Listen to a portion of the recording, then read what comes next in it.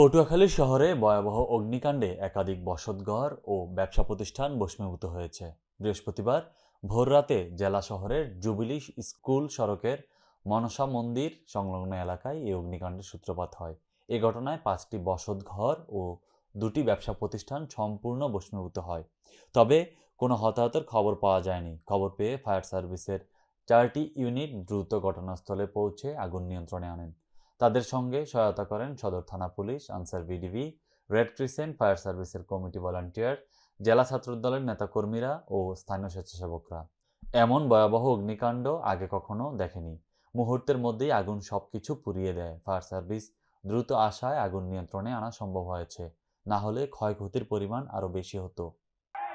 আমরা যখন আগুনের লেলিহান শিকার দেখতে পাই, সঙ্গে সঙ্গেই আমার 3 প্লাটুন আনসার ব্যাটালিয়ন সদস্যবৃন্দ আমার নেতৃত্বে এসে সেখানে ফায়ার সার্ভিস সহ ফায়ার সার্ভিসের স্বেচ্ছাসেবক বৃন্দ এবং স্থানীয় জনগণের সহযোগিতায় সর্বোচ্চ সহযোগিতা করে আগুন নিয়ন্ত্রণে আনতে আমরা সক্ষম হয়েছি। এসে দেখি আগুন 4টা টিন শেড ভবনে আগুন ছড়িয়ে গিয়েছে।